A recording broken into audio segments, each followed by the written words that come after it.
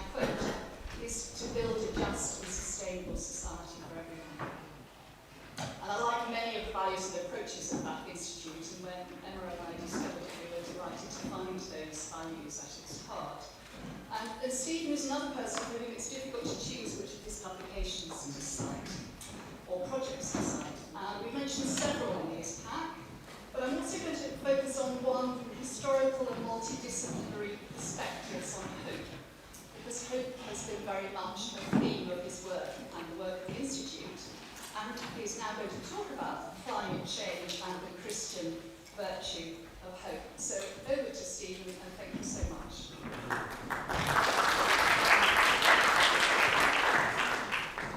Thank you very much, Sue, for a kind introduction. Very good to be here. Nice to be in the UK from the mainland. Wonderful journey here. And was reminded this morning of the many virtues of English. One of them being a great communicative skill.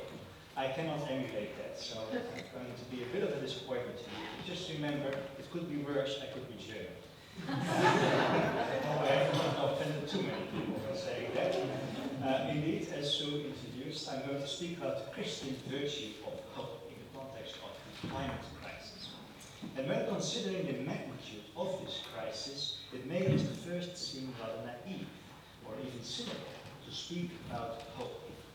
Many ecologists and activists who care deeply about what's going on are, in light of this seriousness, not so much stretched by hope, but rather experience a sense of panic, which often translates into their messaging and activism. Well known is the activism of Greta Thunberg, who in 2019 told world leaders, and I quote, "I don't want you to be hopeful, I want you to panic," end of quote. Equally well known are the representatives of Extinction Rebellion, who seek to disrupt, stemming from a sense of panic. Now there is a reason for this messaging, because there are deeply worrying trends. Exacerbating population growth, out of control climate change are creating the perfect storm for people and planet alike. And we had some testimony to that effect this morning. And if such a despair is internalized, it can lead to panic or even sometimes to a kind of reveling in the disaster that is to come. This has been illustrated by Pascal Brügge, for example, in his book, The Fanaticism of Apocalypse, in which he speaks about the seductive attraction of disaster. While understandable, this messaging based on despair is in fact counterproductive in the effort of enlisting people in the fight against the climate crisis.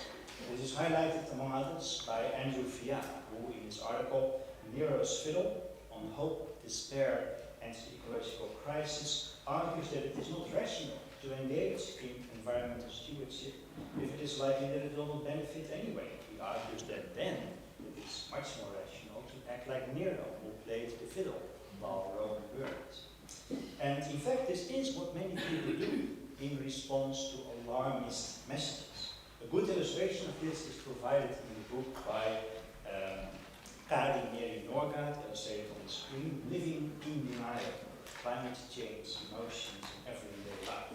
And in it, it's an ethnographic study of a village in Norway where people are confronted daily with the realities of climate change. The glaciers are melting, affecting people and the economy, etc. Yet she notices that the responses of these people in their lifestyle choices do not keep pace with the observations. They keep doggedly going on in their set ways. As even the discourse of relativization and denial emerges as a rationalization of this lack of action. And for this reason, it is imperative that to counter the danger of hopelessness in environmental ethics, we need a positively formulated hope goal. May sound counterintuitive because it's a dire crisis, but there is this message of despair will not help. We need a powerful, hopeful message. However, is such a pragmatic consideration, and needed because it works, really sufficient? If there is just bad news, isn't it just enough to say that the news is bad and that there's really nothing to do? Is it not sugarcoating to offer a sense of hope? And this question is related to the well-known mechanism called the tragedy of the commons, which has been treated in literature quite a lot, and in regards to ecology has been popularized by Harding. I think well known in this room is theory. In a nutshell, for those of you perhaps not too familiar with it, the argument is about a piece of common land on which all villages are allowed to let their cattle graze. And it is of course within their common interest to not let the amount of grazes grow beyond a certain limit, else the grazing ground gets degraded. However, from the perspective of one individual citizen, villager, it may still be beneficial to put more animals on the grazing grounds, as it will result in more meal or wool. And Harding's argument, of course, is that unless the common ground is regulated, it will inevitably, because of this economic rationale, be overgrazed and be degraded. That's his argument. And transposed to the context of climate change, you could say that the whole world becomes the commons. We can only keep the output of greenhouse gases in check if everyone does their part. However, with the continued rapid industrialization of India and China, this is in doubt, and this is the main reason for the despair felt by many ecological activists. It is based, in other words, on a pessimism with regards to human nature, touching on some of the work of Alistair this morning. However, it is questionable if this state of affairs is true to reality, for reasons related to human nature and also to our planet. First, regarding our planet, yes, it is of course deeply affected by our behavior, but the planet responds and adapts as well. That's been the whole point of James Love's Gaia hypothesis. There is a resilience to the natural world that we should not underestimate. That provides a sense of hope itself. Secondly, we as human beings are responsive as well. Like nature, we change and adapt, confronted with crisis. The anthropology underlying the paradigm of the tragedy of the commons is that of the Homo economicus, an understanding of the human person as motivated by rational self-interest alone. But the Homo economicus is an ideal type. In reality, no one lives through and through as a Homo economicus. As human beings, our value orientations can be changed. The object of what we consider to be our self-interest can be altered. And we have already seen how this can work with regards to worldwide ecological crises and legislation. In 1987, an international ban on ozone-depleting chemicals known as chlorofluorocarbons, got that one right in one go, CFCs, helped preserve the ozone layer and prevented a significant increase in global warming.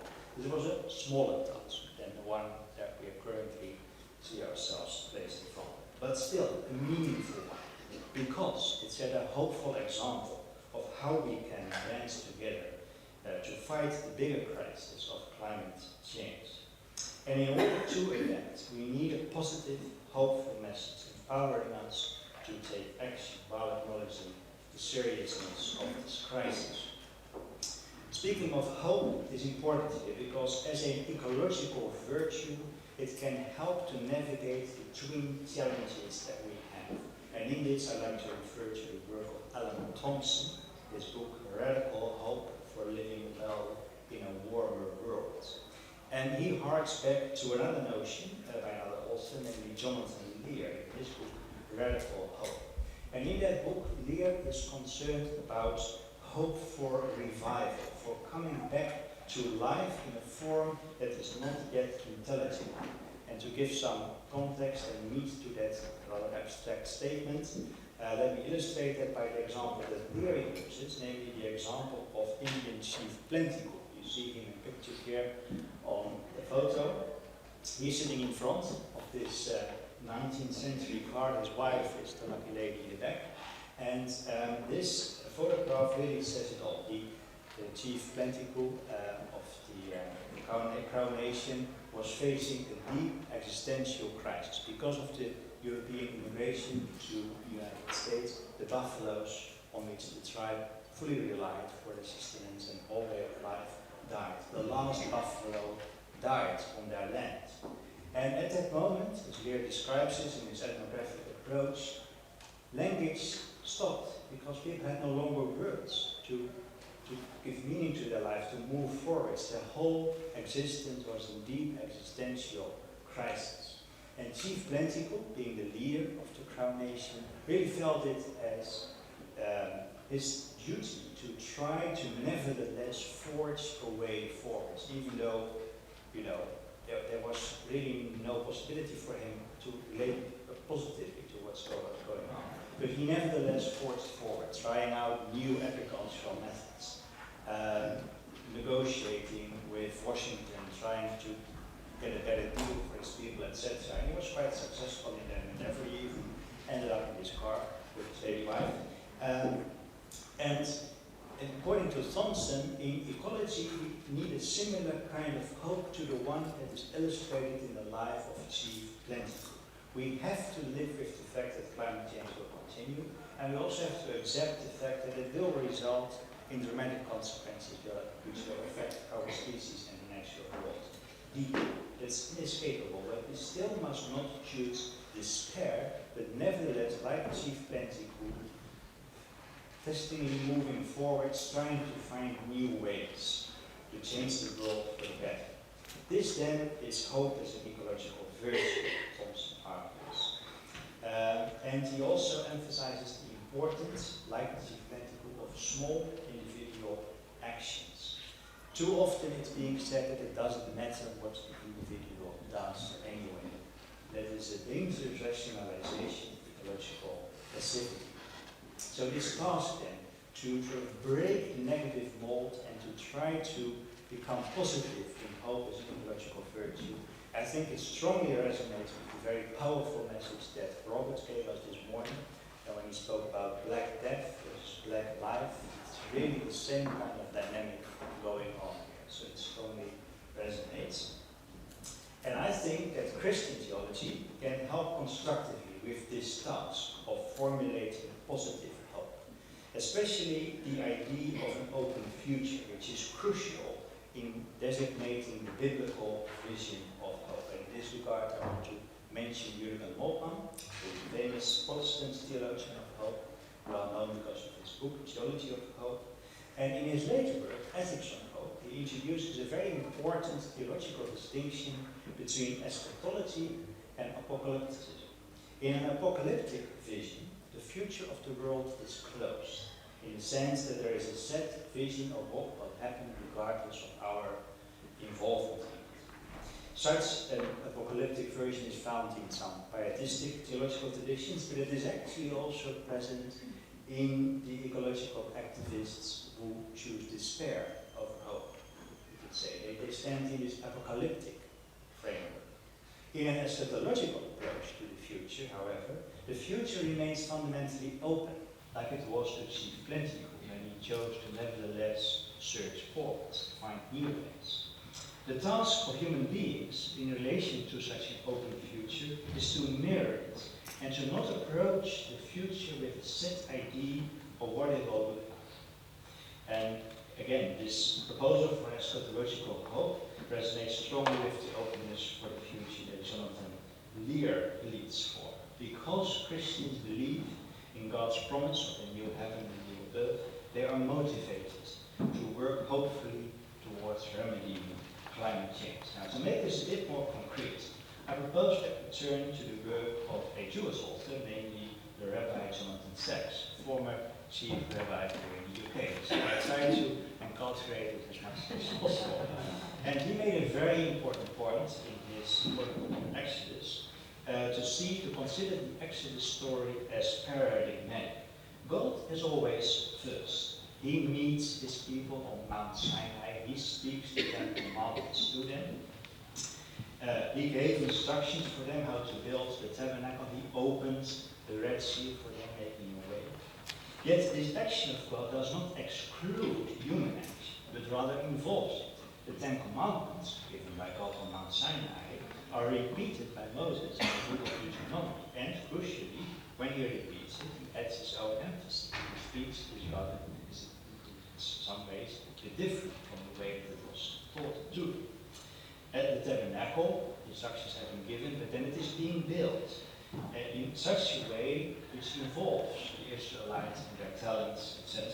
The Red Sea crossing too is emulated when Israel fights its way into Canaan and Joshua parts the river Jordan. So the Exodus template, according to Jonathan Sachs, points to a foundational dynamic in which we as human beings are or should be always involved, activated in our value orientation.